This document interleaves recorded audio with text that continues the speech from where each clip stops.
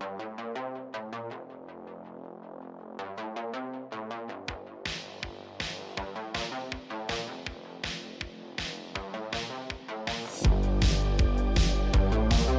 everybody, welcome back to the Pixelists podcast about all the nerdy things we love and enjoy. As always, I'm Will, that's Blake.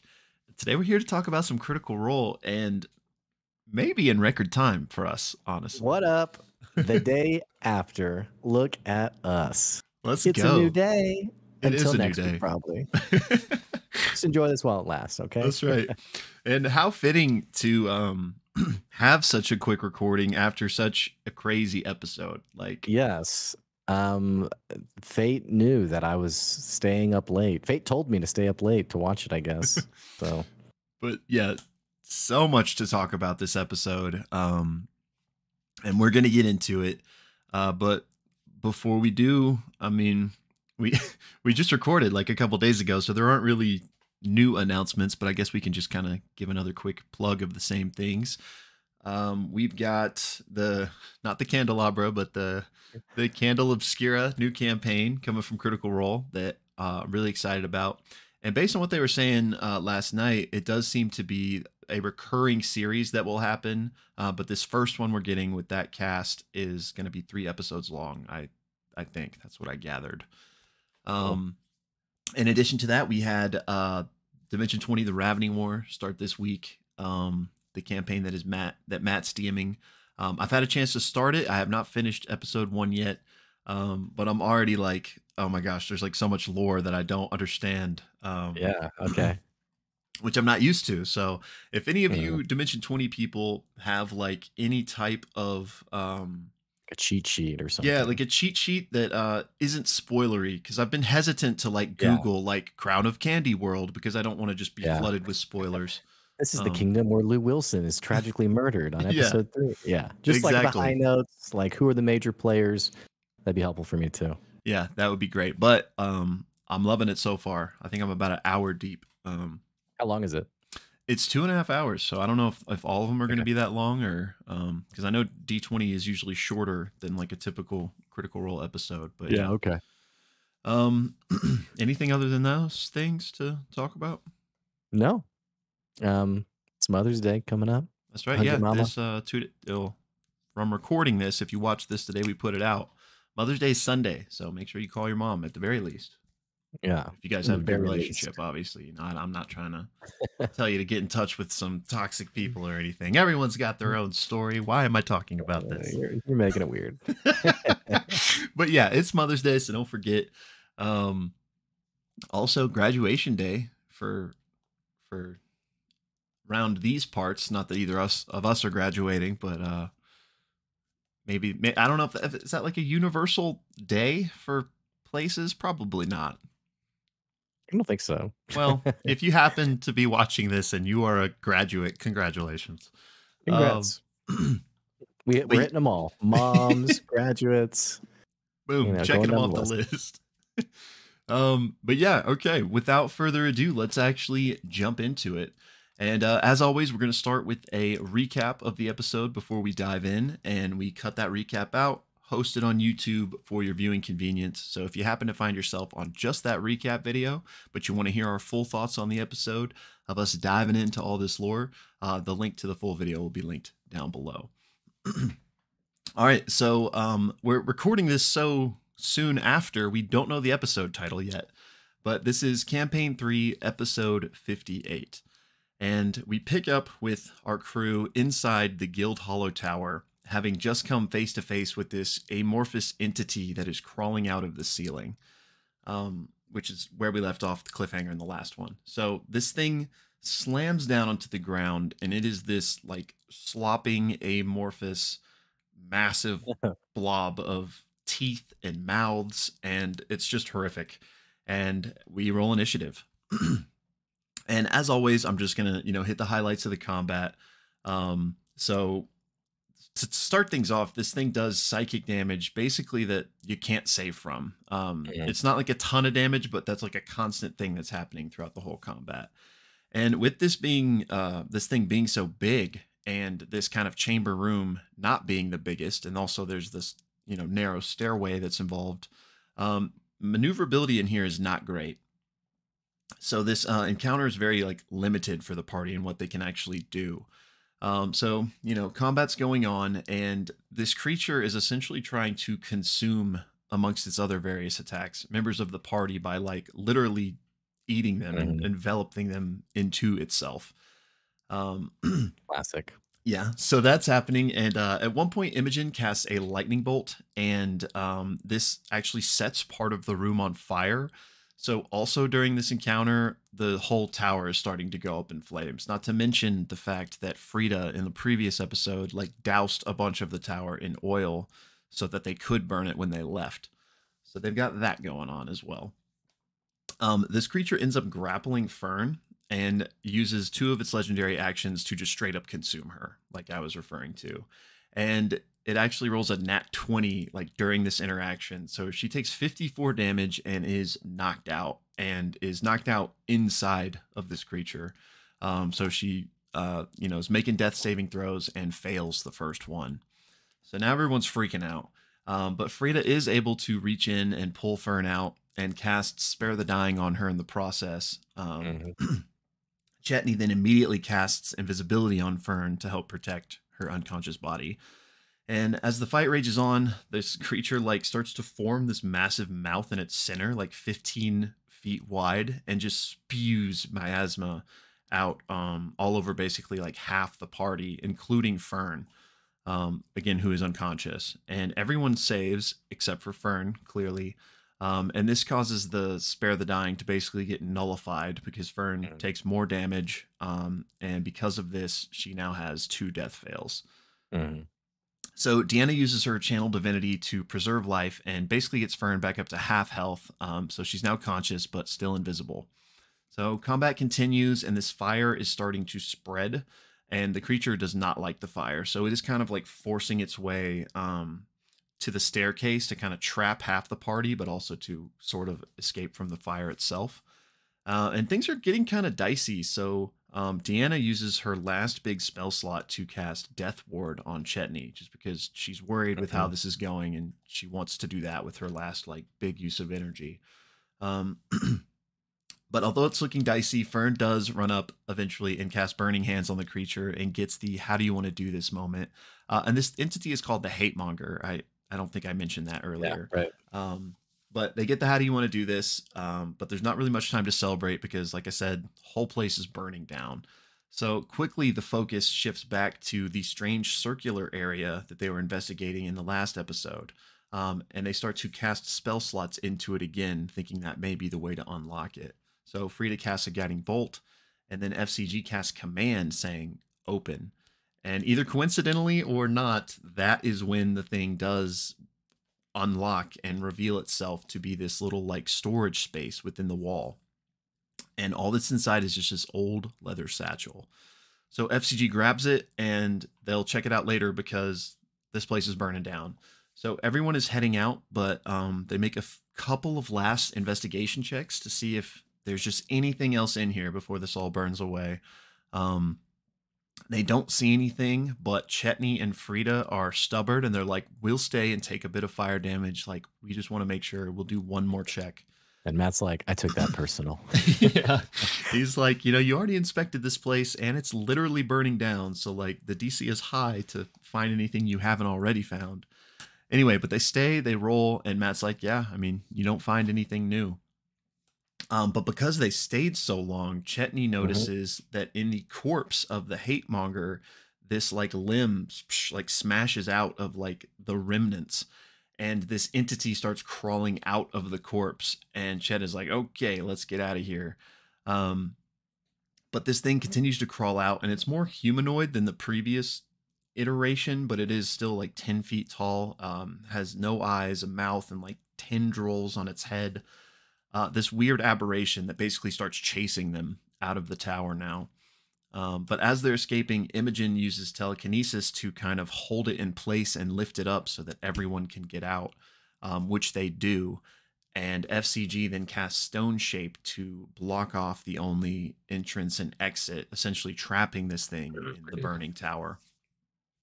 So now that they're outside, they're like, well, we still got to get out of here. There's the wolf creature, there's that flying creature, like we're not safe yet.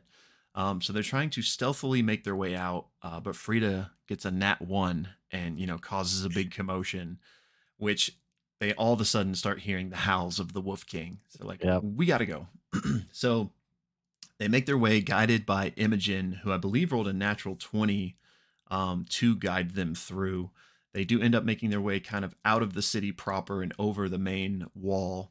And they can start to hear the howls in the distance, like the Wolf King's going a different way. So they did manage to successfully evade it.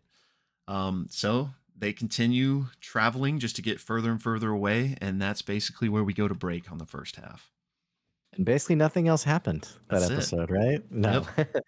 So there's like I'll just go and tell you guys, there's a crazy amount of things that happen in the second half of the episode. So Will's going to jump in if I miss a detail, but especially in the comments, if I miss something, you can add it there as well. A lot, it's a very meaty lore second half. So the party basically comes back from the break. They have found this like abandoned nest. It's almost like a dome of thorns and thistles that they have now hidden inside within the Savalier Woods. And they're basically like, hey, let's look over the stuff that we got. So F.C.G opens up the satchel just as everyone's like, wait, no. And a trap goes off. He gets blown up to the ceiling of this little dome area and takes like 30, 40 points of force decent damage. Amount. There's a lot. And he's like, ow. Then they open inside and there's nothing in there. And they're like, hang on, we're a little more clever than this. So they realize basically it's a bag of holding, and they ask it for Ludinus's notes. And when they do this, a pile of papers basically come out.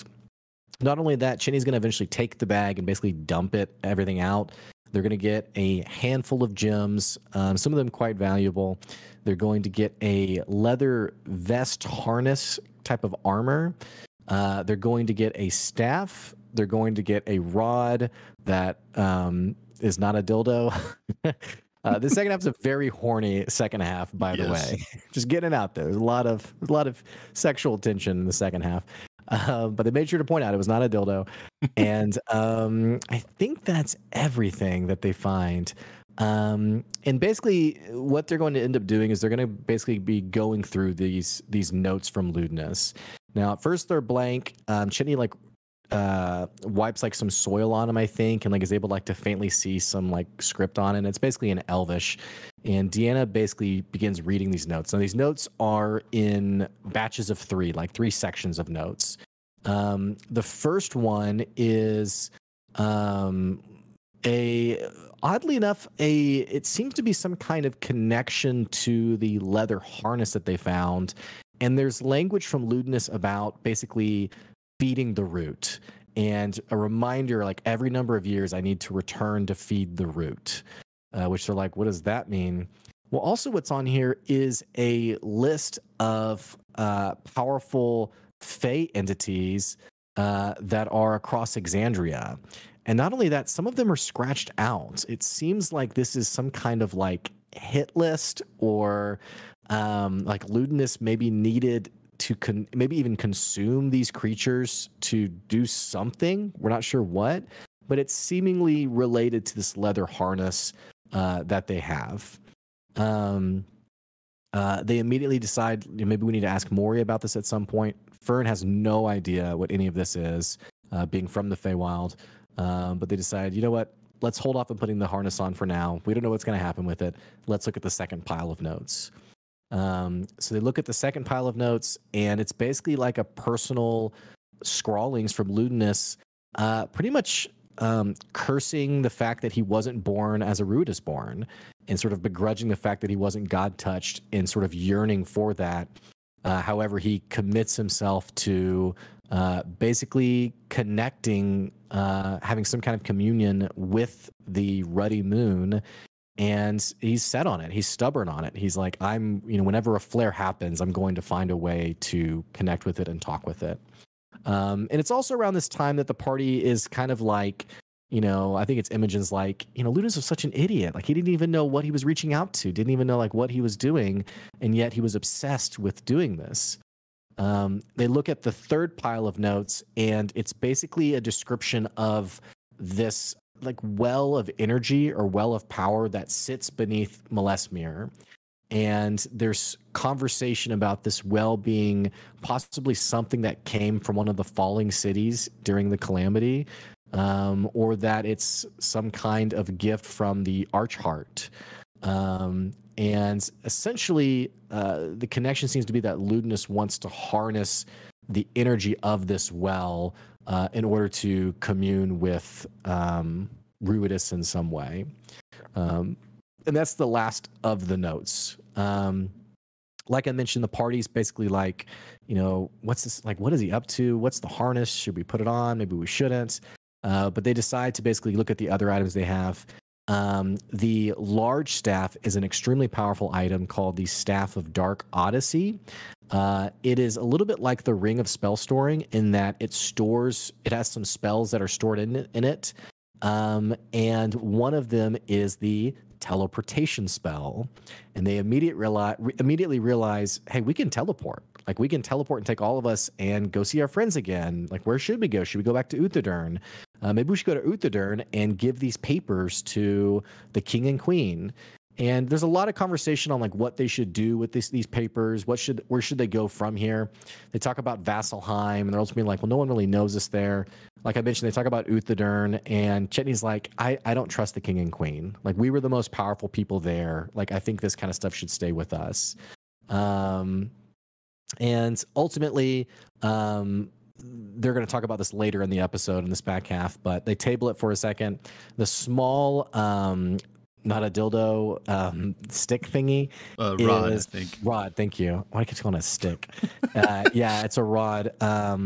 It is a, oh man, I forgot what it was called, but it lets you go to another plane if you have like a focus in that plane of existence. Yeah, it's like a tuning fork. Yeah. Basically. Yeah. So there's that. And they're still a bit unsure as to what the harness is and what it does. But they do decide, you know, let's not put it on for now, I guess. So they decide they're going to sleep on it, that they're going to wait till the next day to decide exactly where they're going to teleport. But before they go to bed, there is this thing with Frida and having Frida feeling like some kind of connection to Malesmere, and specifically the names Laren and the other two people that were mentioned in the previous episode. And if you recall, Imogen and F.C.G had offered to basically dream dive, to share a dream with Frida and figure out what was going on there. So Frida agrees. They immediately go into their memories, and they see Dee pulling Frida out of some rubble, repairing them. It kind of flashes forward. We see Frida with Deanna and sort of just sharing some camaraderie over a fireplace. There's some kind of like memory of children in some way. And ultimately, the memories go way back to a time, we're not sure of where it is, but Frida is in the middle of this sort of all-out battle. And not only in this all-out battle, Frida is absolutely shredding people, like breaking necks, like killing people. And Matt describes Frida sort of awash with this sense of regret and sadness. And it's in this moment that Frida realizes that the people they're fighting are former allies. Like, there's some kind of rebellion or coup of some way happening. And unfortunately, in this dream, he has a couple of chances to roll. He rolls, I think, a 4 and then a 10, and just can't quite get the lore drop that we all wanted. We're just like, come on. I think Travis was just like, bro, come on. So anyway, they have an opportunity, the three of them, to kind of like follow the momentum of the soldiers, and instead Frida decides to look back and go back. They go down a tunnel, and they open up into they get to this large atrium of a room with gizmos and sort of like this incredibly energetic room of all this technology, this massive contraption that has a little bit of a similarity to the Malleus keys, but is also quite different. And there is a voice that shouts basically to protect the Factorum. Then there is a buzzing energy, everything fades to white, and the party wakes up. Chetney immediately points out that the factum is the factum malleus, the creator hammer, which was the powerful weapon that Aor had created to kill the gods. And they realized that Frida was there. He was there in that moment. And there's also a memory of them, again, being recovered by D. Matt describes being on like the edge of ruin, and D not only recovering Frida, but repairing them and restoring them, and then sort of like setting them on their way. The party again talks more about where should we go. Like, we're not sure where we should teleport to. Again, they table it. And then there's this really sweet, touching memory or moment between Deanna and Chetney, where Deanna is very much kind of aloof. She realizes that Frida's feeling kind of in a tough way and tries to reach out to Frida. And Frida's like, I just don't want to be touched. I don't want to be hugged. And actually says it's the first time that Frida has ever rejected a hug from Deanna. So Deanna's pretty sad and on her own, and she basically confides in Chetney and says, like, I feel like Frida's maybe moving on, and I'm worried that everyone's going to leave me just like what happened to me, you know, once I died and was revived. Yeah. Chetney immediately is reassuring her, and they have a little spark there. In fact, Deanna is like, thanks, Chet, that's really nice, and is like, hey, tell me about this werewolf thing, and mentioning it was a very horny episode. They both run out into the wilderness and call Fern to follow as well, who obliges. Imogen does a thumb war with herself as like her, Frida, and F.C.G are the only ones left for the evening, and that's the evening.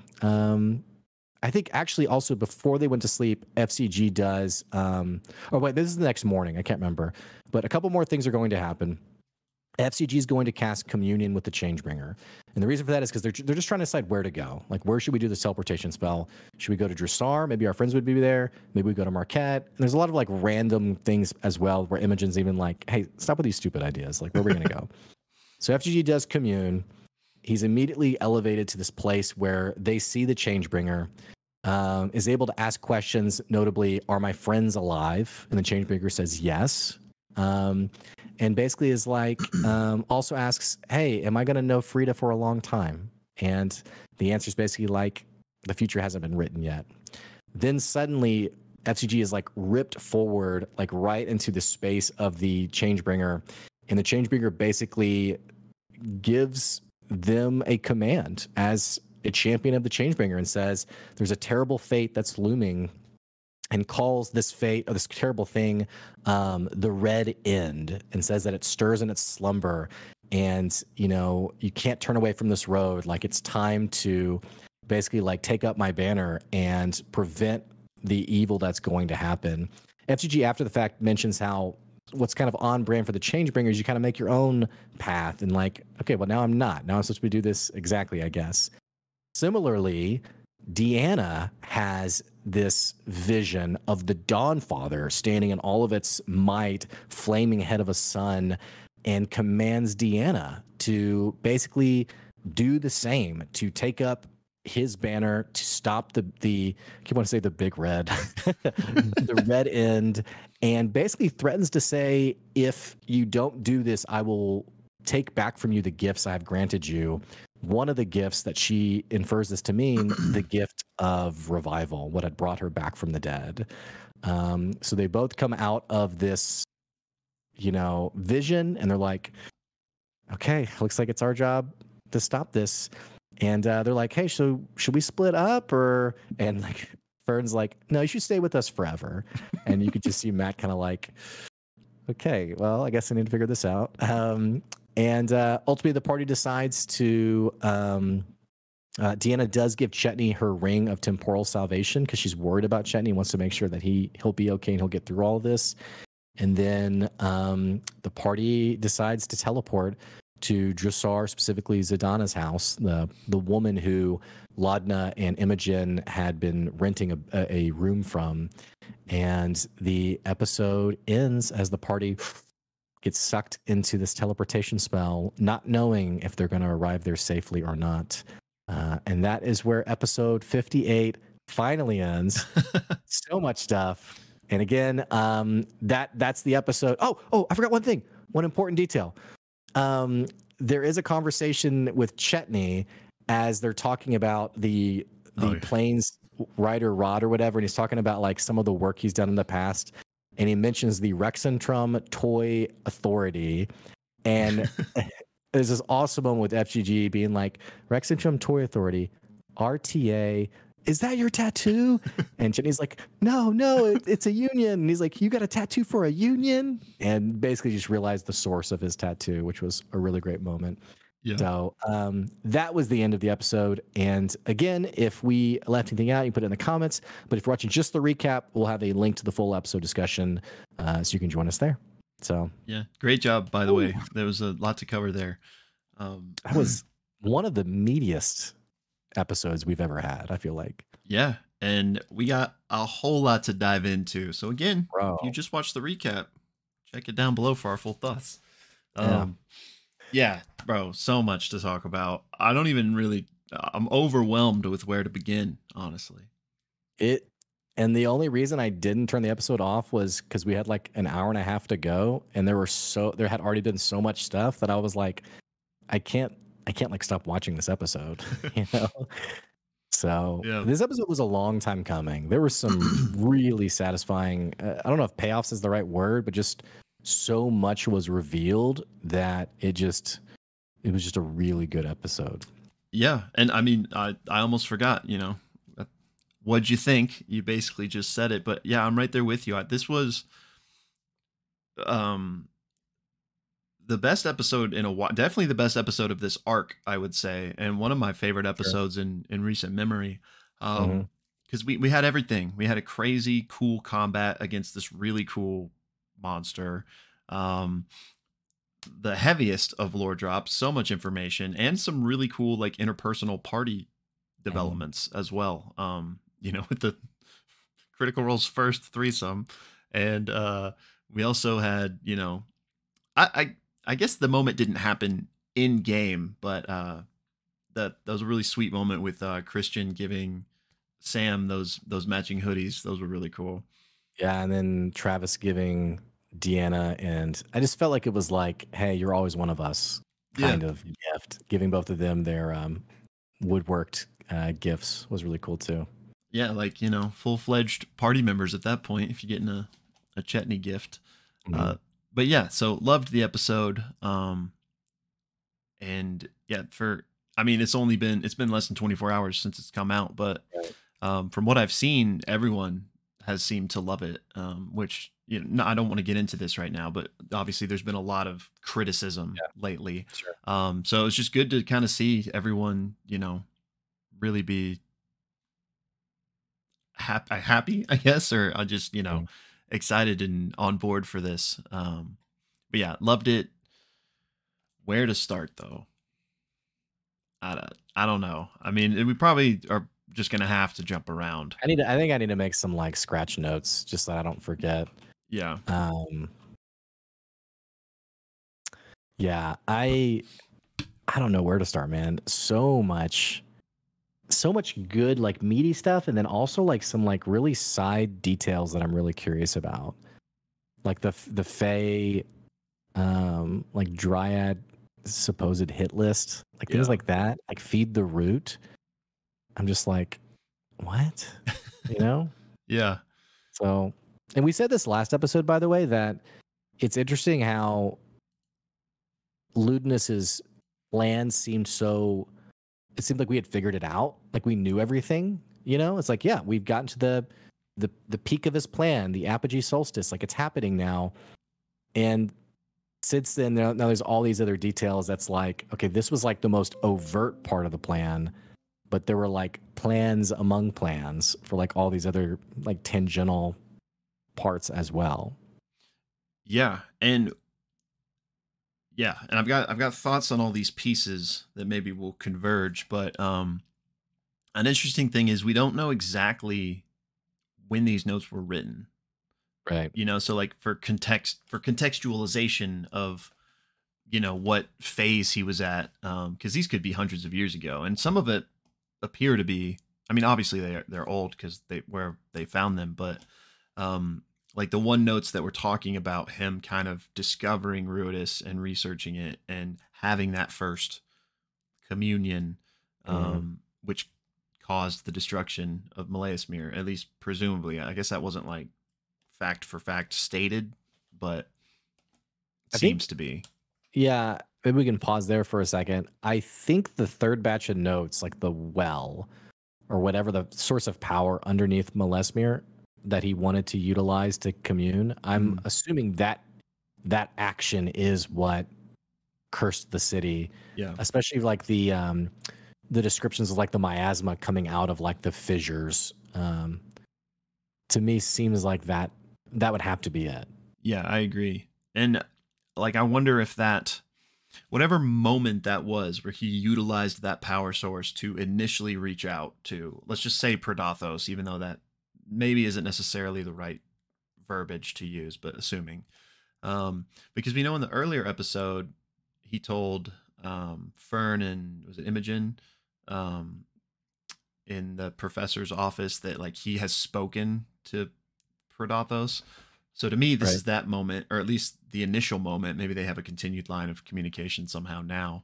But yeah, he utilized whatever that power source is, and maybe we talk about that too. I don't know how important it is, but the two explanations we potentially got were either an artifact from like a flying city back in the Age of Arcanum, or a gift from the Arkheart. What is that? What's the Archheart? Deity Or Arkheart? Okay. It's one of the deities. It's one of the Corlon the Arkheart is the name. So yeah, we don't know what this means that he used the power source. I'm wondering if it was similarly during a solstice, but reached out, and that's what caused the chaos that ended Meleismere. Which is interesting that like that didn't dissuade him at all, Well, I mean, maybe we don't even know if the pre-Ludinus version is the same Ludinus we have now. Not that he was like body snatched, but if knowing what we know from that other source book about the red minerals or crystals under whatever it's called, the capital city. Yeah, Ank'Harel. Yeah, and how how it corrupts. It could be that in this moment of communion, like he was forever changed, and became sort of a champion of Predathos, for lack of a better phrasing. Because you're right, you would think beforehand you'd be like, this was crazy, like, or I mean, maybe his hatred of the gods is just so strong that, he's just stubborn. Yeah, whatever it takes. Yeah, so I guess, okay, so since we've touched down here, I guess let's just talk about the notes. Yeah, okay. So we're talking about the Ruidus ones, which another interesting thing from this section, I think, is that it implies, and again, we don't know the dates of when this is happening, but by virtue of the fact that he had to like research this at all and wasn't like, it was foreign to him, Ruidus, until he learned about it. And then, he reached out. So to me, that says he clearly wasn't, well, I guess we don't know what the people of Aeor knew back in the day.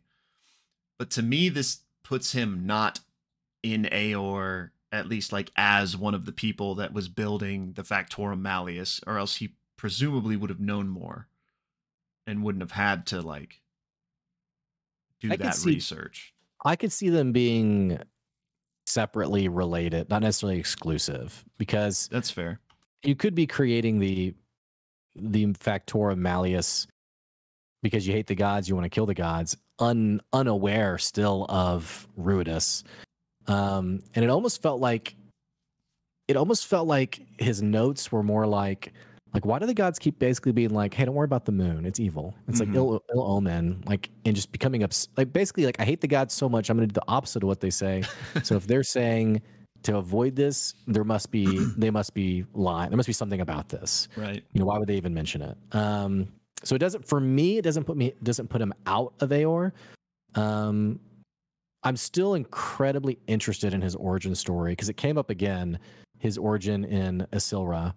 I'm really wondering where he came from and what's the reason for his hatred of the gods. Yeah. And for me, Aor is the easiest link for that. Mhm. But I don't know. Yeah, I agree. I think even if he wasn't literally a scientist that worked on the Factorum Malleus, he clearly was around in that era somewhat and saw what the gods did. Maybe maybe he was a kiddo, lost his parents or Yeah, something. maybe he was a kid You during know, that time. like saw firsthand the tragedy of, I don't know. Yeah, and maybe he was still around, but not necessarily like in Aor even, but maybe Right. because he was a Yeah. contemporary of that time, he Yeah. knew what happened. Um, Which, by the way, I don't want to get into this right this second, but mm, it's hard because we can't forget also the notes we got from the previous episode. Like these notes are in two different batches. We have also the previous notes on the matron right. of ravens, and I must find her name, and I don't. It's just interesting. Yeah, there's a lot to unpack. And this could tangentially go into other things that I want to talk about, but I'm trying to like I know, and I'm trying to like, compartmentalize for now. yeah, I'm trying to like make some notes as we're talking, just so that I don't do that. Um, This is fun. This is a lot. This is the first time in a long time where we've been like, I mean, we've always had lots of content to talk about, where it's just like, it's like, where do I even go from this conversation point? yeah. You lead us though, okay? All right. Well, okay. So I think for that chunk of notes, I think I've covered my thoughts. Anything else from like specifically the Ruidus Malleus Mirror power source section of notes that you wanted to talk about? Um, from the third batch specifically, or from all three? Just from that third batch. No, I don't think I have anything else to say about it. Okay. Um, so there was that one. There was the harness, and what was the other one? The other one was just him talking about what I mentioned earlier, like the gods call it Okay. the moon of ill omen, what's going on, and ultimately wanting to commune with it in some way. Okay. Well, that one I think I've pretty much covered too, but I'd be down to Yeah. move toward the harness on this. I just really liked the red end, which doesn't Yeah. come in this section, but comes obviously later in the visions. But Such a I cool don't know. name. There was something, yeah, so atmospheric about it. Predathos is a fine name, and I don't care, but there was something that just was so much more incredibly foreboding about this. Yeah, Um, for and sure. I guess we'll put a pin in that because I want to revisit those visions Yeah. later on. But yeah, the harness. Harness, I had trouble like visualizing. I think he called it like a vest that had like an open back that like flared up or flared open or something, or Yeah, I'm not quite sure. it was interesting. I've got several thoughts on it. Which this was paired with the whole hit list, if you will, of the Fey entities. Mhm. So to me, the easiest thing for me to grasp onto here is this device was something he was researching or whatever, working on, and it is potentially what enabled him to live such a long life. He was like siphoning the power and energy from these Fey things in order to be immortal, essentially, or functionally immortal at least. Um, it also made me think, and I don't know if there's a connection here, but it made me think of Odahan's backpack. Like Mm. if this was maybe not necessarily like version 2, because I don't think like Odahan's it's clearly used in different ways for her, but maybe it was like the precursor, like offshoot of the technology or something. Mm. Um, Interesting. but yeah, so for my money, and I mean it was pretty much spelled out as such. Ludinus had this. Who knows if he invented it himself or how it came to be. But all that talk about like every few years we must feed the root. I don't know why he calls it the root, but to me that's like I got to go get more energy so that I can stay young Oh, or so you think whatever. the harness is the root? It makes sense. I was trying to parse that and figure out like, well, what is the root that he's referring to? So yeah, that makes sense. Yeah, I mean, I don't know if like I'm not necessarily literally saying that like he called the harness the root, but like the concept of like this process he was doing. I don't know Yeah. why he referred to it as the root, but Well, and we had been theorizing he was manipulating his lifespan in some way. I think what we had thrown out before was like messing with like Luxon beacons that he was obsessed with. this, it seems like that theory is correct in the sense of like his lifespan, but through this device or item rather than um, a beacon. Yeah. I was a bit lost in the details. Did they not try to identify it? Like, why were they able to identify the other things but not this exactly? I'm not sure. I know that at least in F.C.G's case, they can only identify one thing a day. I don't remember if that was in play or not. Or maybe like sometimes you can just like sit down and attune with an item to like have a better understanding of it. Yeah. I kind of was I wasn't paying attention specifically to know why they didn't get further than they did with that, but maybe it was even just like a DM discretion thing. Like if this is some kind Yeah. of weird homebrewed I don't mean homebrewed Yeah. mechanically, but like lewdness, like homebrewed this thing. Yeah. Maybe they just like can't learn. Dude, it is my literal pet peeve when they don't read out the Oh, item bro. descriptions of items. I'm Oh, there's like, such a tease, guys, man. I'm like, please just tell us what it is. And we had the Staff of Dark Odyssey, the the planes, whatever thing. I forgot to mention this in the recap, but FCG, his coin Yeah. seemingly became magical, became a magical item, which is a nice, cool little detail. Or maybe always was, but didn't realize until Matt, gave him these description. But just listening to Sam be like, "Oh wow, this is really cool," and like the nothing beyond that, I'm just like, guys, please, come on, Yeah. you gotta tell us what it is. They've kind of always done that, but Matt used to like post them on Twitter eventually or at some point. Yeah, Um but we'll slowly find out. But they've always kind of kept that to the chest because sometimes they don't even like tell the other players because they want it to be like a reveal when they use it. mm. But I feel the same way. It's just like I want to know. Well, my thought on the harness was even like, if this is something of like crazy power, could this be a vestige? But then I thought, well, Lunas wouldn't leave it. Like why doesn't he have this item? Like why? Yeah. I mean, people have come back to Malesmere, like looters or what have you. So like, why didn't he return to like, hey, just popping in to grab this real quick? See you later, Yeah. slime guy. So I'm sure it couldn't be a vestige in something maybe I guess more like magically or also like man-made in some way. And maybe the backpack that you mentioned is something like that. But yeah, Yeah, very curious. I don't think it's a vestige if for no other reason than like I don't think Ludinus would use like a divine item in that way, like just on principle even. Mhm. But that same thing resonated with me. Why is this here? Like Yeah. especially if what I just speculated was true and that this thing is what is granting him eternal youthfulness, which not that he's young, but you know what I mean. Um why would you leave that behind? Like, Maybe he didn't need it anymore. Maybe both theories are true. Like he used this and then he found out about Luxon beacons and was like, "Oh, this is a better way. This is an easier hmm, way." Or maybe he, created a permanent solution. He drank a vial and now he's forever young. I don't know. But the only explanation I can think of is that he has, in a scary way, iterated on it and progressed yeah, past it to no longer need it. Because certainly it's probably, cumbersome to have to like every few years go kill a bunch of powerful fae, yeah, and presumably consume their essence. I don't know what's being implied other than that, but yeah, yeah. I like that idea that this was he's found something else, if not just a new version of this, and this was the prototype or something. But yeah, it seems like a very powerful. It. I mean, I guess we still don't truly even know what it does necessarily, but if it does what we think it does, it still just seems kind of crazy to leave it behind. mhm, Um, when he seemingly could have gone back to get it pretty easily. Um, but yeah, I haven't had a chance since the episode again was less than 24 hours ago. I haven't had a chance to go like dive into the lore to see if I could pinpoint any entities that because Matt listed a few of the specific locations that were marked on the map. Like I recall the Ashkeeper Peaks and the Flopcat Alps right, were two of them.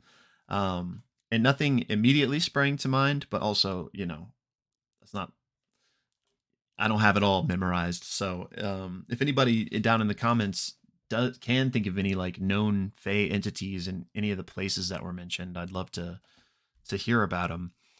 But I did then like the connection of the reason that tuning fork to the Feywild was in there is because he it was needed to move on because he kind of wiped his current slate out. He's like, okay, maybe I go to the Fey to get more of these power sources. Mhm. Which, was Morgan going to be on that list? If so, Was she complicit in it even? Was she aware of it? I mean, I don't know. I still think there's more to Maury than we've gotten. Um, certainly, which yeah. I don't think it's necessarily to that extent. I think she probably would mention like, "Hey, by the way, this guy's a Fey eater. It's a bad group." But I just feel like there's something there, knowing the relationship between Morrigan and Fern's parents and the deal that was made, the fact that Morrigan has a history with the Nightmare King, and that the Nightmare King worked for Ludinus in creating the first version of the Malleus Key. Right. There's some very close connections here, even if they're not explicit. Yeah. So I'm pretty curious about that. Me too. And maybe if the Nightmare King had gotten a little too attitudey, Ludinus would have harnessed him. Yeah. You're next on the list. Yeah. Um, Right. Not that the Nightmare King is like an archfey or anything, but he is. We don't really know his story, but he's Fey-esque. Yeah. Um, Everyone has a story. yeah, yeah. Mhm. But yeah, okay. I thought all that was fascinating though, and I did like the potential explanation for his old age. Mhm. Um, all right. Sorry, I'm just reading my notes. Anything else on this No, section? I don't think Okay, so. I don't think so either. Um, oh wait, I don't remember. Okay, I don't remember if this was from those notes or not. If it wasn't, you'll have to remind me where they were from. But one thing I have written down is about this ancient primordial that wasn't Oh, sundered during the founding. yes. Right. Was that from his notes? Yes. Okay. This is from the second batch of notes. Um, What's up with that? yeah. I mean, yeah. So, I don't know. is this just another of his many of his vast research in order to do something about the gods? Was ancient primordial just one potentiality, or is this like roped into the current plan as well? Because the things it made me think of, one was calamity, but he's not referring to either of those because the founding would have been way before that. So this was like the initial, or one of the initial like events of the universe. So, um, could this at all be related to the elemental surges of power that have kind of popped up a couple times, like in EXU, the Ono Plateau, of this energy from presumably another plane, and Mm, then there's the attack that happened beneath the Earth Ashari, that I right. think was played off as a distraction to weaken Keyleth, but there could have also been a double. Right. Could have been more than that. So I wonder Right. if the Ono Plateau and whatever's going on with the elemental planes could be related to this ancient primordial. I And if like that so, theory like a lot. what's the plan with it? Like, I, I don't know. Well, it would notably hate the gods as much as Ludinus would, I assume. And True. I think it's safe to assume that it's just for anyone who's wondering. I think it's safe to assume it's also not Ruidus, Yeah, I because don't think so. Ruidus has been described as something alien, something that came to Exandria, whereas the primordials were already on Exandria when the deities showed up.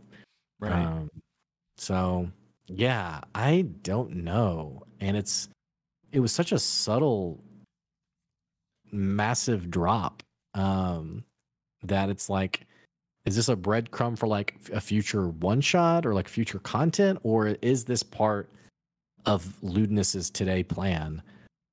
Which, if they're already dealing with Big Red, I'm like, surely they can't also deal with the primordial. So I don't know. Right. Yeah. I don't either, because yeah, so like I guess who knows, but like maybe he's just shotgunning all the different things he can against the gods. Um, yeah, that certainly pinged for me, and it made me very curious. But I guess I don't have too much else to say about it. Yeah. Okay. So I guess I've got a couple of like random things, and then there's two. Well, let's see, there's like three big things to talk about still for my notes, and then just like a couple of random things. Um, is there anything specific you want to hit on next? Let's talk about Frida. Okay, yeah, the whole mind dive. Mm-hmm. Yeah. So Frida's from Aor, Mm-hmm. and was protecting the creator hammer. Mm-hmm. Also, we get an interesting. This has already been kind of revealed, but just more confirmation that they and F.C.G have a spirit, have a soul of some kind. Because I think Matt, the terminology was like lifting out like the spiritual version of themselves or something like that. Yeah. So I just thought that was a nice little detail. Yeah. So I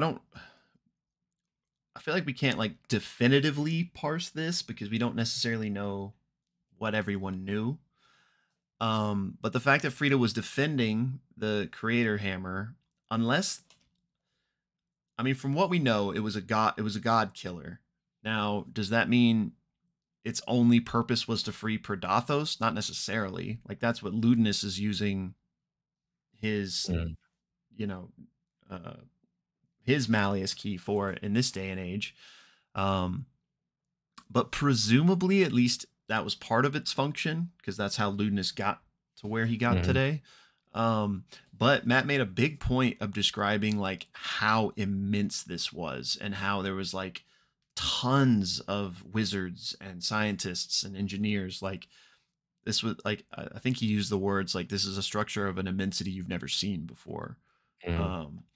So like, what did that one, surely it didn't just do the exact same thing that we saw Ludinus do in Marquette with, even though that tower was big and it's drilling a hole, it didn't give me the same impression of what Matt was describing. So like, this gave me the impression of like a massive blow Ruidus in half is the impression I got from it. I mean, I don't know. It's interesting because I don't envision it being. I think of like, what do you use a hammer for? And I think about like cracking open an egg. I'm just thinking about like the phrasing that Matt used. Like, why does he call it the creator use a hammer? hammer to open your eggs? Yeah, man, don't you? Well, but I mean, if you want to like, without question, crack this thing open. Yeah. I do think the tie-in to Calamity is that first episode comments about the weapon from Aor. I think it's pretty clear this is that. Them wanting to test it on a nearby city or something. I don't know if the intention was to like aim it, for lack of a better term, like at a god, like walking on Exandria and to like shoot them. I think since Ludinus clearly took inspiration of this to create the Malleus keys, I think Aor was aware of Predathos in some way. It seems to be the case. The question I have is, I always envisioned it because the way that the lore has been described is like the infighting and Calamity. They put a pause on it and they're like, "Hey, let's go get that guy. Let's go kill Aor." The gods. And I envisioned all the gods basically like descending on Aor and destroying it.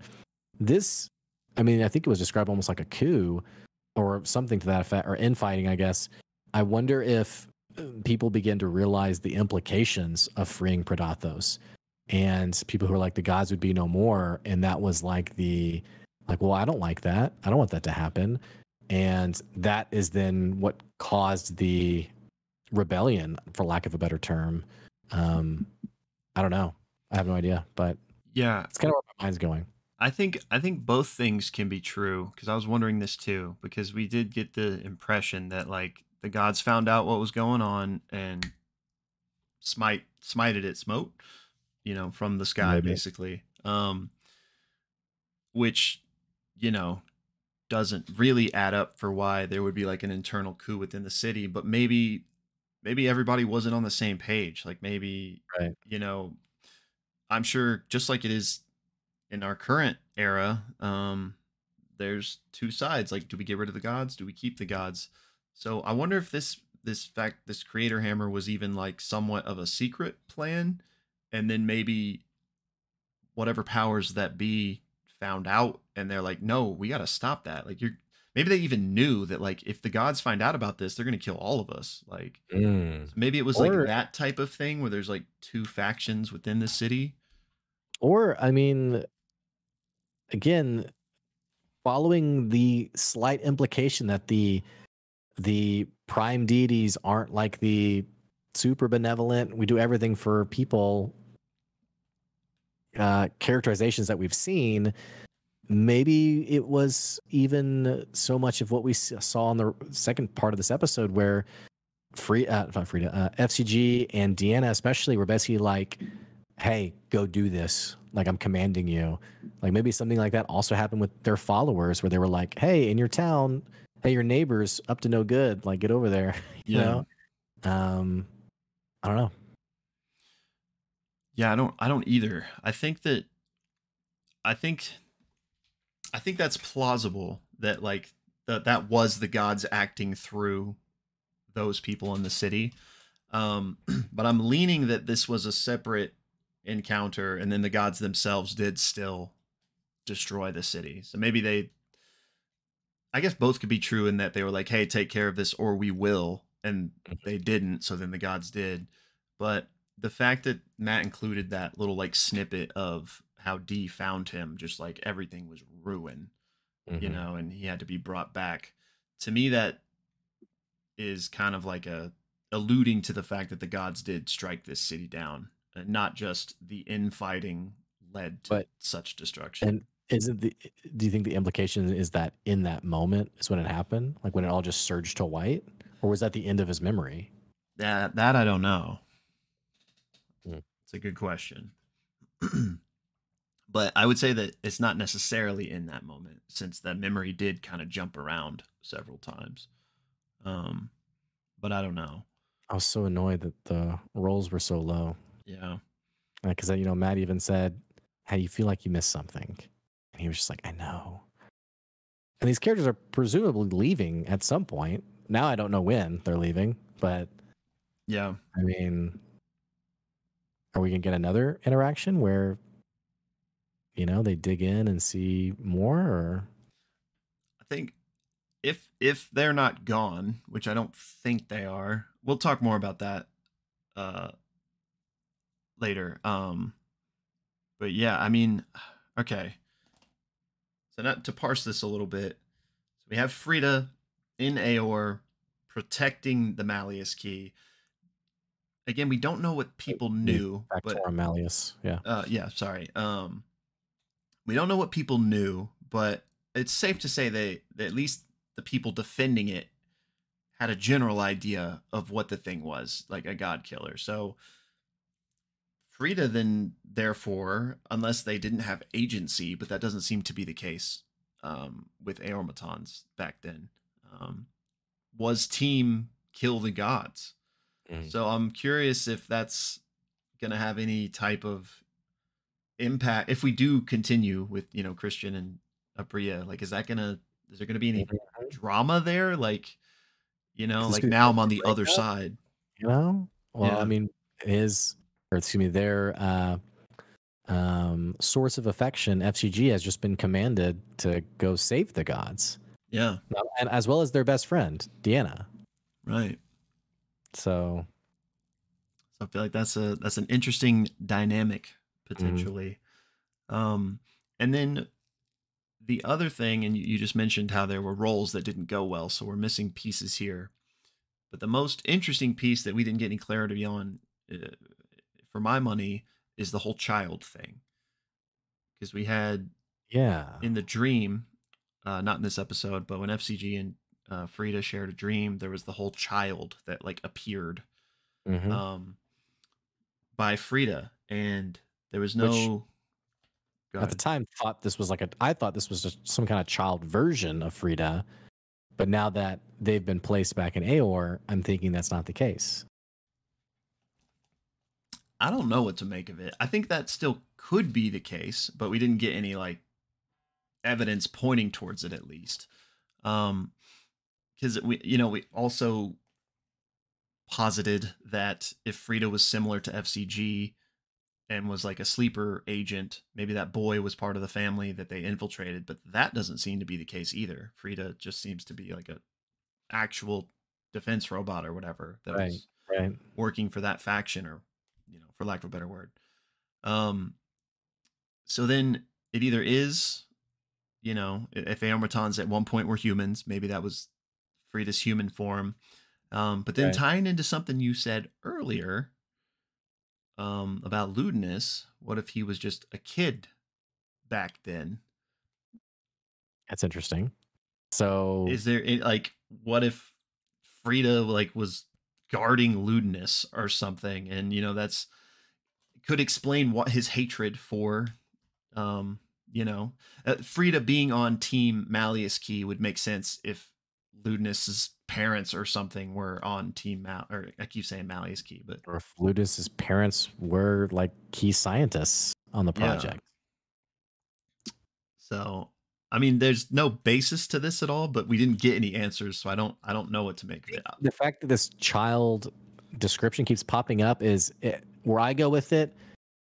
There is a child character. If it's Frida Mm, or it's someone else, and if it's someone else, it seems like it would have to be a key character, not oh, this is Sharon. You'll meet her in episode 85, and I yeah. mean maybe I don't know, but it feels like it would have to be an important character, and Ludinus is the easy connection there, which would be wild. Ludinus should have done a better job killing off everyone that they'd ever spoken to. So But yeah, it's interesting that because if it was lewdness, then maybe there's some sort of like trauma memory blocker, because these other things have triggered memories for Frida, like Laren and the other names and just the details that were mentioned in these last two episodes. Um, and lewdness thus far hasn't triggered anything. yeah, good point. But uh, what's interesting is Christian slash Frida's hyperfixation on the name Laren to kind of lead into this memory dive, which I mean, on a above the table level makes sense. It's the Mhm. character Abria played, and it's also the only one that any of us as watchers have a reference to. Um, but what doesn't piece together for me is that Laren wasn't from Aor. She wasn't working on Right, this project. She was from right. Avalier. Yes, right. So how, It's how did Frida know that name? yeah. There's a weird thing there where it's like, is it something or is it a above the board like shoe in, like a Yeah. forced connection that like is illogical? And I don't know the answer. Um, but some of those things can create like really creative moments. Yeah. So it could be that maybe it was a forced above the board thing, but that Matt's gonna, I think every great DM is like picks up on something. They're like, okay, we're gonna turn that into something. So Yeah. But, I don't know. I could also see it definitely being an intentional thing, though, Yeah. especially with the type of player Christian seems to be, and especially the integral role that Frida has, like in this story, being from that time. I could see it being more than just a above the table, like, oh, I want to have a connection here. Which one possible like line between them, we do at least know, like you mentioned in Calamity, that this was talked about, like Aor has this weapon, and there were spies, shout out Bolo, Yeah. that were spying on Avalier. Maybe Laren's, who was a genius and was making, the astral layrite and all these things, maybe her research, her knowledge was, if not given, stolen and used as part of the Factorum. 'Cause didn't Brennan come out and say like Bolo in his mind was a spy, like was stealing. I think so, and that like she survived. Yeah, I He said, watched an interview where he said basically as much. Yeah, and I'm a little distracted because we're trying to figure out pizza plans for tonight. And she said, "SOS, I need to know pizza." "Oh, no worries." Yeah, but I'm waiting for her to respond. But yeah, I almost like wonder like how do we get more of this content though? Like I'm wondering like are we getting teed up for like a side story or like it's like it created so many more questions that I'm like I don't know. Calamity Part 2, and it's about the fall of Aor. Maybe. I don't know. That'd be crazy. And Christian comes back and plays Frida again. I'd Be be down cool. with that. I'd also would like someone to play Ludinus, you know, the anti-hero from the start, you know. Yeah, I think Ludinus has a really cool story. A really compelling villain. Yeah, so I haven't read much, but I did see a Reddit comment. Someone, and I apologize, I can't give credit to the person because it was just in passing, but the person basically said, to date, this might be the best villain we've had in CR so far. And they said, specifically, the villain Vecna was, amazing. And then they said someone from CR from campaign 2 that I don't remember, but they're like, but this, seeing all of like what's been building up with Ludinus has made him, which I didn't resonate with because I didn't watch the first 2 campaigns, but I was curious your thoughts, like getting these kind of details, like your thoughts about Ludinus as a villain and how he lines up. And so I'm glad you brought that up. Yeah, I think again, I guess there could be like a rug pull, of like, and I don't expect there to be, but I'm saying it's still possible that we don't really know his full plans and stuff, and as such, maybe my opinion would change. But um, right now, I think he's a really compelling villain that like, which I think the best villains are ones that like you can kind of see their side a bit, like Right. he might have a point in this world that the gods aren't what they've been cracked up to be, and maybe everybody would be better off without their puppeteering. I think there's something to that, by the way. And I mentioned as much last episode in that I'm getting big Greek gods vibes in that. And I said this for you guys who maybe didn't catch our last episode. I think kind of how I saw it in Legend of Vox Machina, or even kind of where my mind had gone was, or even a little bit in Calamity, like these sort of puristic deities who are benevolent and altruistic and what have you.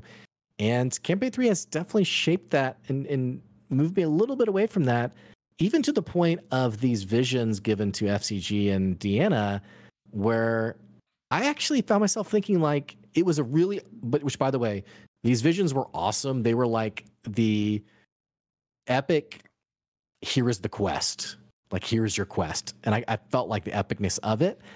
But then there's this other part of me that I was like, are you guys being manipulated? Like, is Deanna FCG being manipulated? I don't know. I don't know even where I'm going with this sentence, but just like, because I think you had just said like maybe the gods aren't as they seem or something like that. But Yeah, I just think that I'm not saying like I'm Team Ludinus, but I'm just saying that's what makes a compelling villain is that like they do kind of have a point, bro. you know. You know what I'm saying? So, yeah, I'm not to distract us, but I am while we're talking. And sorry for you guys, I have to order a pizza while we're talking. where are you getting it from? I was going to ask you, and we're doing a little Pizza Hut or Domino's. Oh, but well, I mean, I haven't had Pizza Hut, and I couldn't tell you how long. Pizza Hut's pretty delicious, man. Ooh, they have a cheesesteak pizza. Hmm. I just need to know how fat I want to go tonight. You should go fat. Diablo 4. You think so? Yeah, bro. Yeah, man. You're gonna have a little Diablo Right, 4 beta night. Yeah, dude. Just a game night. Okay. All right. Sorry, I'm just gonna be like clicking on a couple options here while we're chatting. You're good. I'm still listening. So just I guess to wrap up that section is yes, I think he's a very compelling villain, and I like it a lot so far. And it's also just, Ludinus wasn't a felt presence in campaign 1 and had appearances in campaign 2, but not really. It wasn't really like a felt presence in campaign 2 either. Was Ludus mentioned in campaign 1? I don't think so. Okay. Um, Yeah, I think the party may have said this also, that, or maybe this was the same Reddit comment. I don't remember. But it was like, I just thought Ludus was just like some douchey mage, and turns out he's like super evil. yeah, but But uh, but given his story in campaign 3, obviously those machinations were in play in yeah, campaign 1, even pre-campaign 1, very right. way pre-campaign 1. So I think that's also not entirely fair to compare the villains, because this is almost like he's almost like a villain of all of Critical Role, not just campaign Yeah, 3, you know. yeah. Which again, you know, depending on what happens here, it could kind of be a the end game, the Avengers end game of Critical Role before they launch into phase 2, you know. The end of a trilogy. Yeah, yeah. So Man. especially, which I don't want to, I guess it's maybe more on this later, but end of a trilogy where, you know, characters from the first 2 are being brought back in. We kind of got to gather the Avengers, you know, Mhm. maybe Yeah, get these other players coming back. It has a lot of those types of qualities. it really does. And man, I kind of makes me wish I'd really watched campaigns 1 and 2. Because this, I can feel the sense of epicness building, especially in this last episode, that I'm jealous that you probably, have really enjoyed as well. Um, but yeah. Yeah, it's and it's never too late, you know. Well, now we got so much other stuff with Yeah, true. Ravening War and Wizard Witch and the Wild One. Um, I'm going a dinner box, by the way. Dinner box. Let's just go a couple of pizzas. Couple of Zaz. Mm-hmm. All right. Anything else on the Frida Mind Dive? No, other than just a comment of like, I just really wish he had rolled higher. But also the decision, pressing forward or turning back. And that was such a 50-50 decision there. Mm, And I'm just so curious if they had pressed forward, what they would have found. yeah, So, same. anyhow. Okay. Um, Let me knock out a couple of quick things, which we basically already talked about a little bit. Um, but the items. So, you know, F.C.G got that new coin, which very curious about. Mm-hmm. Chet got the temporal salvation ring, which that is a known item. Yeah, Ring of Temporal Salvation. Yeah, it basically it's like a if you die, you Oh. don't die type of ability. So a freebie if Travis rolls poorly one morning. That would be hilarious if that's how it got used. I actually wondered if he would have died in that after the sexcapade, Yeah. Like I think he was ready, like just like, okay, here we go. But anyhow. Which, you know, that's something I think it was our last episode, maybe 2 ago. We were talking about the whole Travis rolling every morning to see if he lives and if there was maybe more to it than that. Given this episode, it seems like that's just what it is. Because like unless Matt and Travis were both being like real like clever and holding that tight to the chest, because even Matt was like even commented on, like, I don't remember what they said, but it was like that would have been a way to go or something. Like every comment about it makes it seem like no, he's literally just rolling to see if he dies every morning. Right. But yeah, so the ring, if you die while wearing it, it like teleports you, I think like somewhere like 5 feet around you, or something like that, and you're not dead. Obviously, heals you, and I think you even, oh, it can remove exhaustion if you have any, but once it's used, it's gone.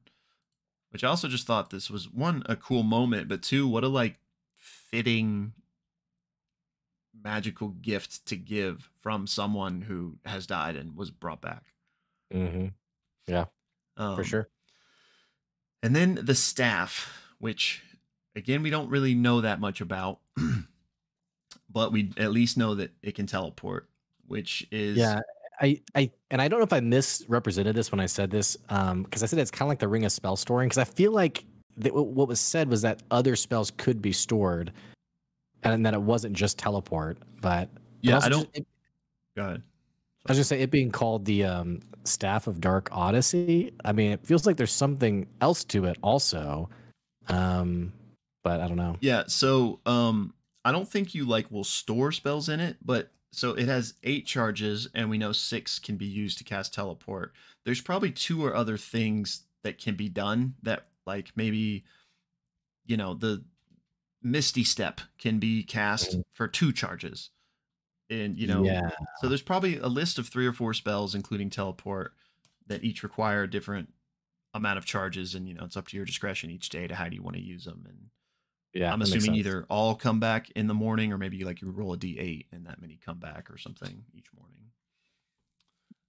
But yeah, I just thought um, we've been kind of wondering how everyone's going to come back together, and Matt has now given them the ability to teleport, so that they did as much in the episode. So obviously that's how they're coming back together. But since that's something we were wondering about, there we go. We now have a way. Which even beyond this arc, if there is a beyond this arc, that opens up the world for Bell's Hells to, you know, travel much more cleanly and quickly wherever they need to go. Well, Um, I feel like this had to happen eventually, like them getting like a means of teleportation. I like how it happened, I guess. Um, Especially since the airship was destroyed, you right. know? Yeah. Um, which I'm wondering what happened to Captain Xandus now, all of a sudden. But Yeah. I mean, he got out safely, but didn't they have teleportation in campaign 1? Or yes. did Yeah. they, Keyleth how did could, okay. teleport via the trees like you see in Vox Machina. And Well, does it ever feel not I guess cheap? Like does it ever feel like just crazy fast traveling or I don't think so. I think it works in like the evolution of a story. Like you start out these low level people, you got to take the 2-week journey to go from point A to B. But as you get more powerful, they, if not teleportation, they open up other avenues of travel. It feels like it meshes and fits for me at least. yeah, okay. Just like the natural progression of the story. Um, Yeah, it's okay. super strong heroes. It doesn't, not befitting for them to take a 12-day trek. Um, I don't know. So it Yeah, works for me, but I could see some people maybe feeling that way. I think it is. You make a good point because, like in my D&D campaign, I have a D&D campaign, by the way. Um, they just did like a 15-day journey, and I feel like 45 minutes was like, all right, now you're. I mean, that's just me needing to be a better DM, I guess. But it was definitely like, all right, there's another day's travel knocked out. Yeah. Um, And which I'm sure I could have just skipped it, but yeah. it's also fun to have some of that in the campaign, but then like once you've done it X amount of times, like it's just all right, let me roll for today, see what happens. Hmm.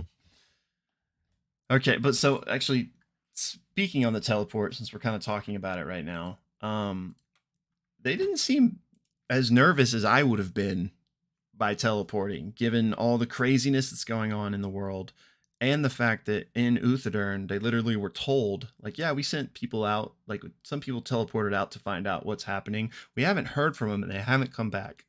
Yeah, But why aren't they concerned about the fact that no one's come back? I don't know, like You know? maybe they just aren't thinking about it too much, or I don't know, but clearly at the end of the episode we had the die roll, and they cruelly teased us with it. Yeah. um so we don't know what happens, but yeah, I'm assuming they might not end up in Drusar, or at the very least maybe there's a convenient party split where like Frida and Deanna don't end up with them, Yeah, like because of the wild magic.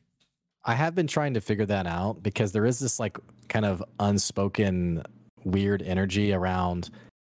I mean, it actually even had like Firm was like, "No, you're gonna stay with us forever," because they even kind of opted themselves out. Like, well, I guess maybe we should kind of go do our own thing, and they were like, "No," and I just saw Matt just go like, "Okay." So it does feel like this wild magic. Like everyone appears except conveniently, Deanna and Frida aren't here. Where are they? We don't know. Like it kind of feels like that has to be what happens next. Because also the impression I got was that we're continuing this group next episode. Yeah, I thought that too. But then in the Discord, I think it was Glim, but I don't remember 100%. It was like, what if that's just the cliffhanger for 4 months and we shift to the other group and like we don't know what would I want that teleport until we finish Yeah. with the other Well, group now. I think it's because they actually said, sorry, this is like taking forever to get this order in, by the way. The only thing I think about is the Matt's phrasing was something like go ahead and roll, and or there was like you'd cast a spell and we'll find out what happens next time. Yeah. Like with like the language, Yeah. which to me was a little interesting considering if it was just like who knows then, but I don't know. Yeah, agreed. And they're also, it did feel like Christian giving Sam the hoodie kind of felt like this is my last episode energy. Yeah, But then if that was the case, I would have imagined like some sort of like on air mention or send off of being like, oh, Abria and Christian, like, thank you so much for, maybe maybe they don't want to do that for like spoiler reasons, given like the, hmm high stakes of everything that's going on compared to like a normal guest exit. Um, right. so I don't know. I don't know how, like, what to expect because all that aside, it does seem like a clean place to shift now back to the other group. Um, Right. so I don't know. Um, which, are presumably we're gonna pick up with the other group back in the past, 2 weeks or whatever ago. Um, and it'll just be, I don't know. It's just gonna be interesting because we know they're alive, which I mean, they're obviously alive, but Which, but even that was kind of like because the changebringer said that does that now remove like the teeth of any combat that the other group faces? see, that's kind of what I was wondering too, but I I don't think so. I mean, Matt was kind of in a box there, right? Either they've already been playing concurrently, and so Matt Right. actually knows that they survived. That's But I'm not saying yeah. that's the case, or it's just like Hmm. let's say he didn't know and they do play and somebody dies somehow. I Yeah. think there could still be like just the vagueness of, are my friends okay? You know, Yeah. you could get around it being like, yeah, like they're okay now, or like, I don't know, but it was Yeah, they're in interesting heaven. nonetheless. They're okay. Yeah, they're with us. They're right here. Yeah. They're here with us. They're great. Uh, So, yeah.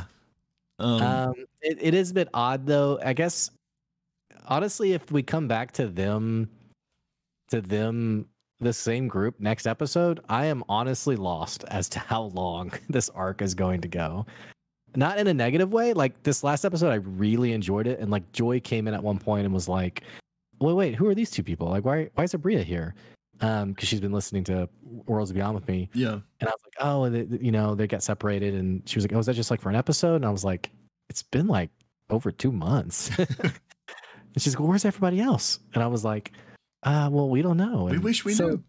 yeah, and so if it turns out um next episode is still this group, I am literally lost as to, because surely we know we're not coming, we know we're getting the other group with guest characters. Hasn't that been confirmed? So Yeah, like they wouldn't show up in Jursar and like the group's there and like Oh, we all huddle up in the big table together. Yeah, I would like that. assume. That doesn't seem to be the case. And also, like, I don't think they're going to be in Drusar. I mean, maybe they Right. end up there, I guess, but clearly they're not there at the point of the whatever, um, when everything went down. Right. So, like, I think it would be too clean if they just, happen to also be there already. So maybe if we do get another episode with this group, I do not expect them to run into the rest of the cast. So maybe we do get another episode with them and it's like a wind down episode and it ends with them waiting in Drusar for their friends type of moment or something. Yeah. So I'm guessing it's either that or it's the new group next week. What if they go to Dressar and Dressar is like, It's gone. yeah, like in ruin or something? I hadn't even considered this, but I would love to see Drusar right now and just with the anti-magic effect that's been Yeah. happening. I'm just thinking, yeah, since we know it was already a bit wild with Uthadern, yeah, I'm like, what could be happening here? Yeah. Plus which I don't think they're too relevant in the current circumstances, but plus all of the question marks we had about Drusar before we got into the whole solstice arc of Hmm. the broomstone, and which some of that is tied to the or a lot of it rather is tied to the solstice arc, if you will. But yeah, I would be very interested to see. Yeah. um Oh man. okay, so there's just a couple more things which we kind of have started talking about it, but the I'm still gods. I'm also still working. Apologize. No, you're It's good. like I click a button and I have to wait like 2 minutes before it updates. Hey, Pizza Hut, why is your website trash? Like, this is crazy. All right, sorry. Continue. All right, well, if let me do the less in the we'll hold that off on that one, and I'll do something else while you're still Okay. figuring Yeah, out the because I pizza. like almost have it on here. I have the first pizza added. The second one will not add. It just says loading product. And I'm like, just let me add the pizza. About to send you to Domino's pretty soon. That's pretty close. Yeah. I mean, All right, so the Chetney reveal at the end of the yes, episode. dude. The RTA being the Rexentrum Toy Authority, Yes. Yes. which somebody brought up in the Discord while we were watching live. At one point, Travis said something along the lines of, I don't remember exactly, but they were talking about like the Cerberus assembly and stuff. And Travis made a comment about like, yeah, they weren't like he made some comment and somebody in the Discord like was like, wait, did Travis just say that Chetney's worked with the Cerberus assembly before? And I was like, I'm not sure what the context of that was. But now in light of Yes. what was revealed at the end of the episode, that is true. Chetney, Right. he even made a comment about like lewdness, not like being cheap or something. But he and this has an even deeper tie-in to Critical Role lore that you may or may not have picked up on, having not seen the earlier two campaigns. But his comment about like engraving chairs so that they become I thought he was talking about the animated chairs at the start of campaign 3. I think there is a tie-in there, and I was wondering if he was saying that. Well, I guess he wasn't saying in the moment necessarily, but I was wondering if the implication was that he was the one that caused that in episode 1 or whatever it was. Mhm. Um, but even if he was or wasn't, he made the comment about engraving initials and chairs to like assassinate or something, or I don't know. Maybe that's probably taking it too far, but I can't remember exactly what he said. Um, but and if you watched my, I think it was episode 12 breakdown of season 2, I talk about the chair, and there's like a whole segment on the chair, which in campaign 2, this is basically spoiler free. But in campaign 2 there was this part where they come into a room and they're investigating it, and there's a chair in the center of the room, and they hyper fixate on the chair. Like all of them are rolling investigation checks, being like, "What's with this chair?" And Matt's like, "It's just a chair," and it like became a meme because they were like so focused on it, and it was literally just a chair. Like they just, it was just a thing. So Chetney saying that this was a thing that they did, I think is tying back to the deep chair lore, and is now saying that in campaign 2 that wasn't just a chair, it was a now defunct Chetney chair that had been animated but now was no longer. Nice. So I got a real kick out of that.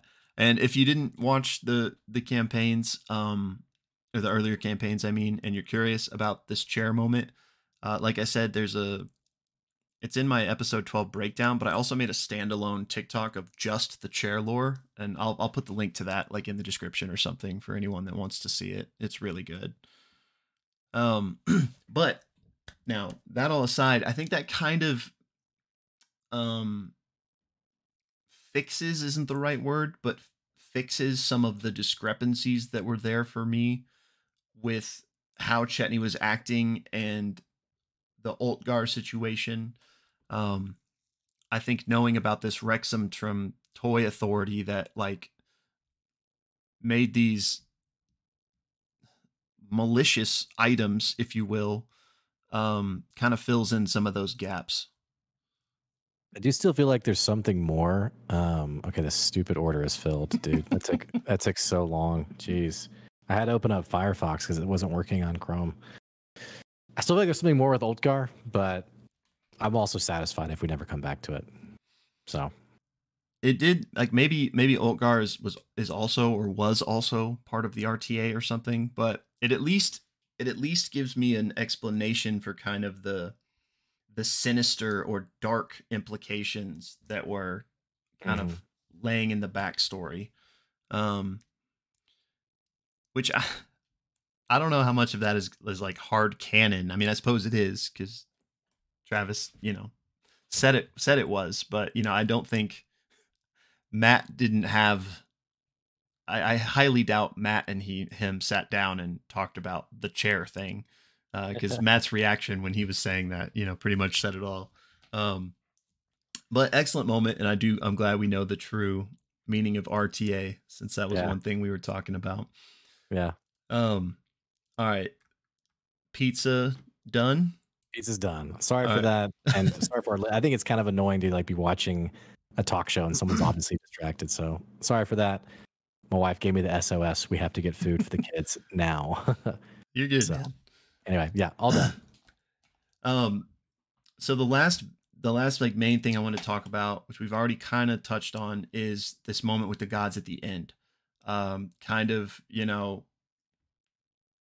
it's happening now, and like, because this is something we've been wondering about throughout this saga, is like, if there really is this threat of like a god killer, why are they not like on this? Like, why? Yeah. How come Pike doesn't know about this? How come Saren Ray hasn't alerted her, and why aren't these champions like gathering to prevent this?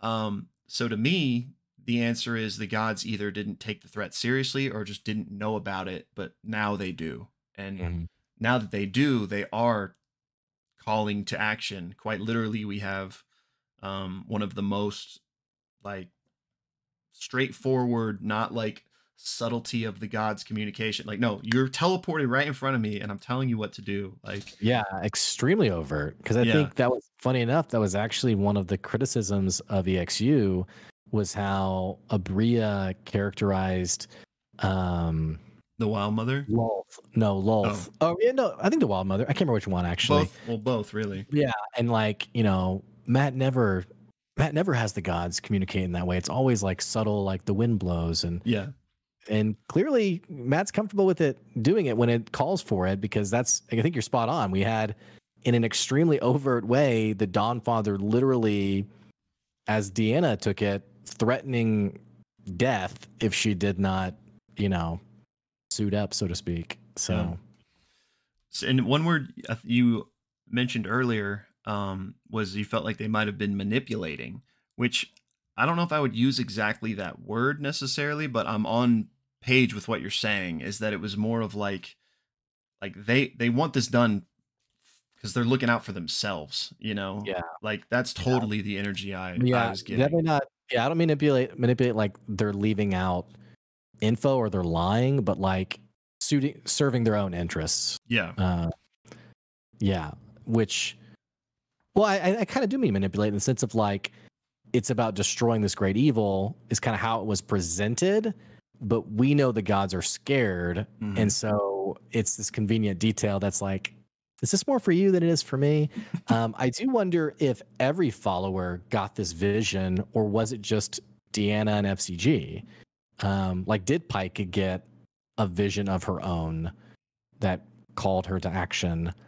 Um, Yeah, that was going to be my next thing as well. I think absolutely. Like given the severity of the situation, like we were just talking about, surely they're calling any and everyone to call to arms. Because I mean they're scared, you know. Like I I definitely think everyone that is religious affiliated got that ping, and I even wrote down a list of people I could think of that maybe had this experience.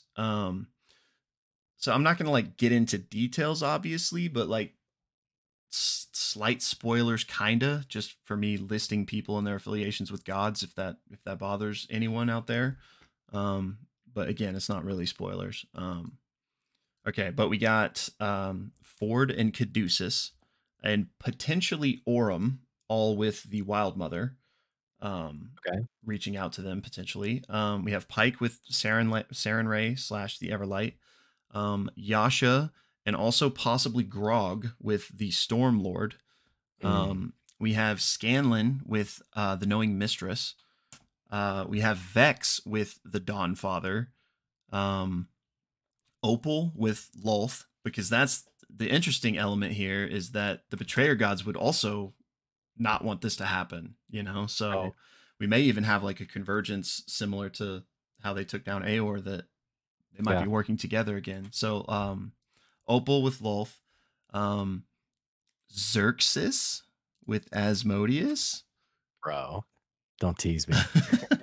um we got, and some of these are Kima, Lady Kima with the Platinum Dragon, Archon potentially with Tiamat, and then we've got Cash from Legend of Vox Machina from campaign 1 Yeah. with his deity Vesh, which maybe. And there Oh, was this is quite also, the roster. yeah, there was Shikasta, who was uh, a guest in campaign 2, Kari Payton, and actually I think that's it. I don't think they're all going to show up next episode. Yeah, no, I don't think all these Well, I people are going know. to show up, but I I just know. like, I could imagine their characters having this It moment. definitely evens the odds in my mind. Whereas, like before, we talked about this a while ago. Like it feels like an insurmountable challenge. Like how would they ever take on Ludinus? If all of these people are getting pinged, now it definitely feels like this the ground's been leveled, so to speak. Yeah, the Avengers are assembling. Um, I'm so curious. Also, so we're presumably going to get the other group, and let's just call it 8 to 10 episodes. We come back in the fall. We're around episode 70. I wonder what their next steps are going to be. Because right now the group's heading to Jassar, but they're kind of directionless. It's like, yeah, we're just going to try to find our friends. And then what do we do? You know? Um, so I wonder if what will happen from there, or will the other group come with the next step? Like, here's what the next plan is or something. I Because bet they would have. presumably, Yeah. I was going to say, presumably they're both bringing info to the table. Mhm. Like they have all this info on lewdness, which doesn't really give them enough to like do anything with. It's like good for us as the viewer. So I wonder if the other group would have like the more tactical, like we know where he's hiding. I think so. I think they're going to have the more relevant information because they're not necessarily there, but they're much closer. Like Team AOL could still see Ruidus, and I think they're gonna. For them, it's going to be much more frantic. I would feel like maybe it's an immediate like maybe they're running for their lives type of thing, or I don't know. But I think they'll definitely come to the table with maybe a more actionable plan of what to do next. Because it'll be interesting to see who their guests are. Because I got to imagine it's going to be people that either were also there or are also like deeply entwined in this somehow. Um, I don't see any of the guests being old players. Um, like I don't see, Laura joining Team AOL as Vex or anything. Yeah. So I'm just real curious to see who it's going to be. If it'll be, I'm real curious. My first guess, so I was like 90-10 on this, thinking Crown Keepers. But when you mentioned Brennan and Lou, I was like, okay, I'd be really satisfied with that. So that would be awesome. Which clearly there's, they're all friends and they've had this back and forth with everyone working with each other. So it wouldn't surprise me. But I also, and not that they have to follow the same suit, but Abria was a returning guest, and then we had Christian who was brand new. Maybe it's something similar like that. And also maybe could there be a third guest because there's one less Bell's Hells with that group, so that'd be kind of cool. That's also why I liked the Crown Keepers, because it seemed to make sense math wise, in that you have Dorian, Opal. If for some reason Dariax isn't there, and then Morrigan, again, not the Maury that we know, and then Furai, that'd be 4. So it'd be 1 extra, I guess. But I honestly would love to see Opal, just because I feel like that's so many interesting connections and like a direct line to one of the betrayers. If there was this kind of teamwork that did end up getting facilitated, it would make a lot of sense if it was kind of through her. Yeah. But yeah. What an episode. Great episode. Only last thing I have on my notes, which is not really a discussion subject, but more of just a thought to throw out there, is could we see anything with Alyxian? He is, like the Ruidus born champion that has, in this slumber and has kind of been corrupted by Ruidium. I don't think we will. When F.C.G first got that come to God moment and he was getting, I was wondering if the Changebringer was going to like talk to him about the Jewel of Three Prayers and like being like, you got to go free Alyxian. He's got to help us with this. That didn't happen.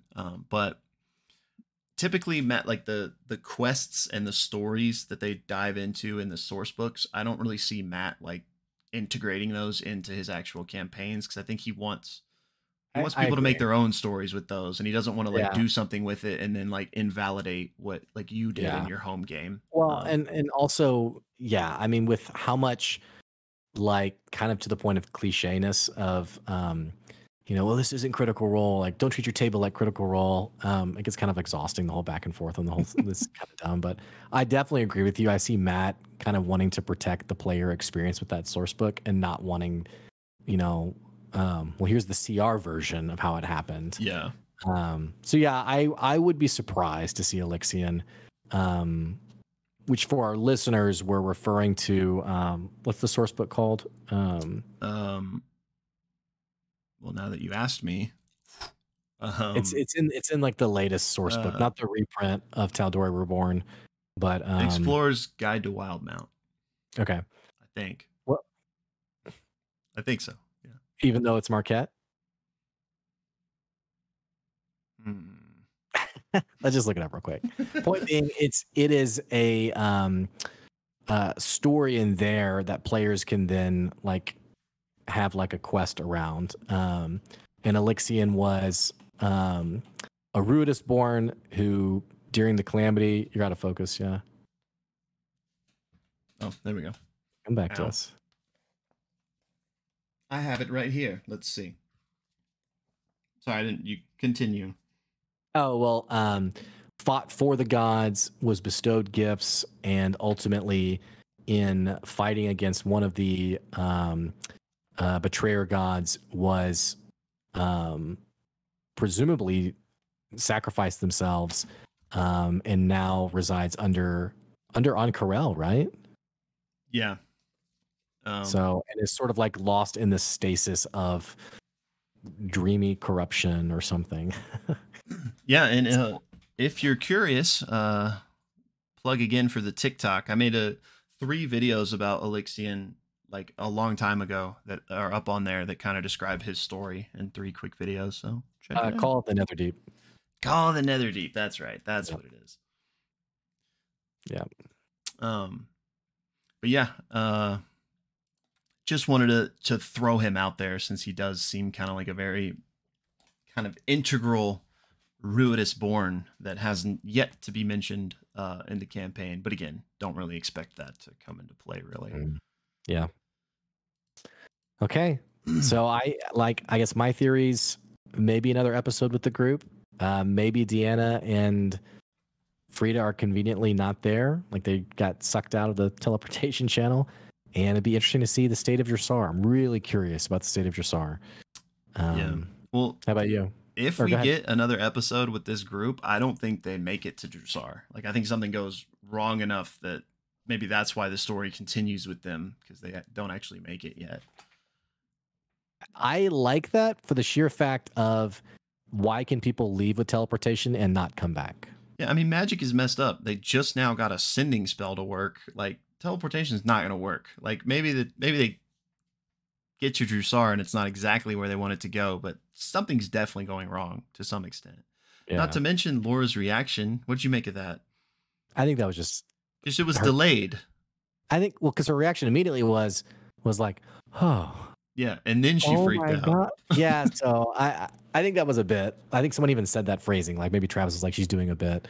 But I do like what you're saying. It feels too neat to just be there, knowing if people can just freely teleport, why not just teleport back to Uthadorn? Like, no one has come to Uthadorn. No one's teleported there, which is extremely suspect.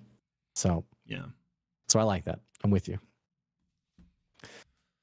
But yeah, so I really don't know. Team A or Team B, could be either one for my money, but we'll find out. This was quite an episode.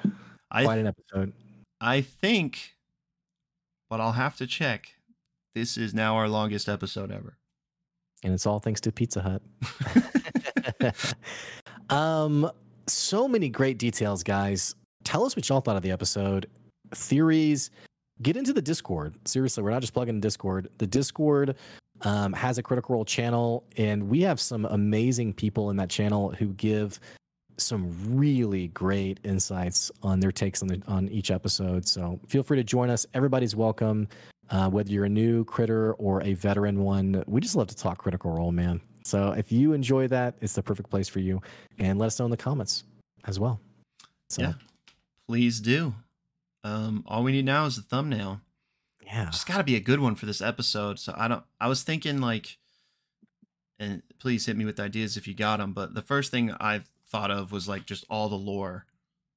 So like I was thinking like maybe I have like a pencil like desperately writing or something. Yeah. Let me get my glasses and I'll. Okay. It'll help too. Hang on.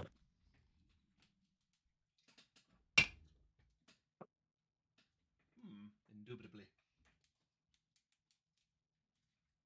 Blake never told us what he got from Pizza Hut. All right. I'm gonna have to find that out. I can do like this action. Yeah. Okay. Can you lift the book a little bit higher so it's in? Like this. Okay. And now slightly this way. Yeah. There we go. Okay. All right. Hold on. Let me get in position as well. Are you ready? Yeah.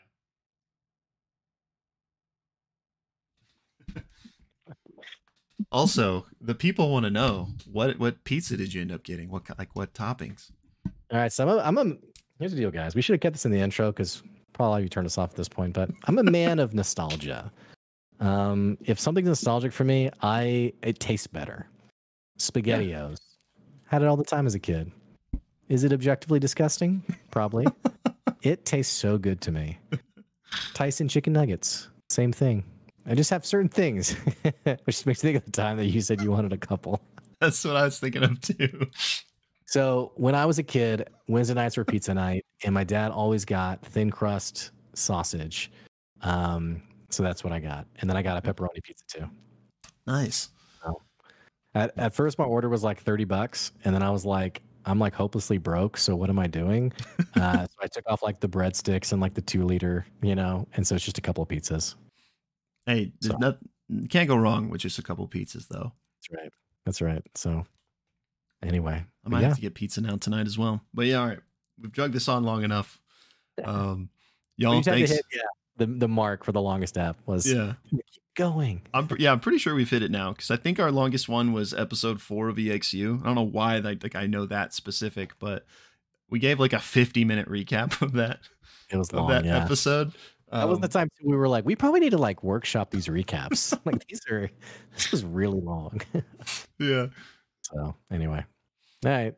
But yeah, especially if you made it this far. Thanks, y'all. And Yeah. Thank you guys. we'll see you soon. See ya. Bye, guys.